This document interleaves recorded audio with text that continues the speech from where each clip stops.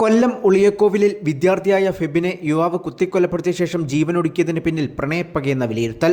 പ്രതിയായ തേജസ്സുമായുള്ള ബന്ധത്തിൽ നിന്ന് ഫെബിന്റെ സഹോദരി പിന്മാറിയതാണ് ഫെബിനെ കുത്തിക്കൊലപ്പെടുത്താൻ കാരണം. കൊല്ലപ്പെട്ട ഫെബിൻ ജോർജിന്റെ സഹോദരിയും പ്രതി തേജസ് രാജും മുമ്പ് പ്രണയത്തിലായിരുന്നു. വിവാഹത്തിന് രണ്ട് കുടുംബങ്ങളും ചേർന്ന് തീരുമാനവുമെടുത്തു. എന്നാൽ പിന്നീട് യുവതി തേജസ്സുമായുള്ള ബന്ധത്തിൽ നിന്ന് പിന്മാറി. ഇതാണ് കൊലപാതകത്തിൽ കലാശിച്ചത്. ബന്ധം തുടരണമെന്നാവശ്യപ്പെട്ട് യുവതിയെ തേജസ് ശല്യപ്പെടുത്തിയത് വീട്ടുകാർ വിലക്കിയിരുന്നു. ഇതിലുള്ള വൈരാഗ്യം യുവതിയുടെ സഹോദരനെ കൊലപ്പെടുത്തി തീർക്കുകയായിരുന്നു. യുവതിയുടെ അച്ഛൻ ജോർജ് ഗോമസ് കുത്തേറ്റ് ചികിത്സയിൽ തുടരുകയാണ്.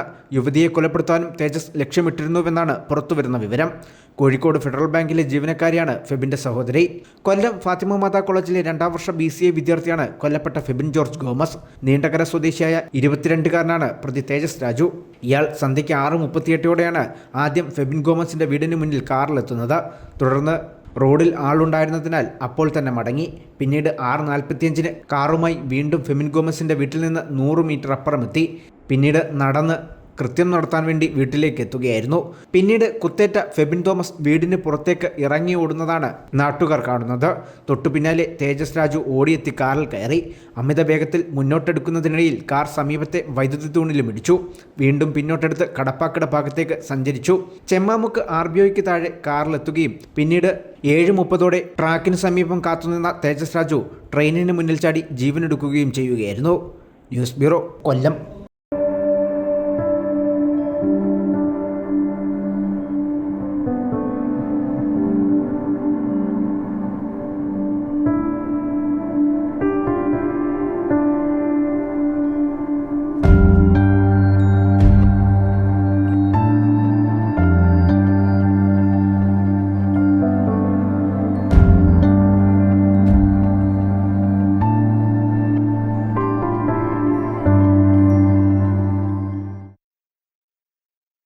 Mount Zion Medical College Hospital, Adur, Pathanamthitta.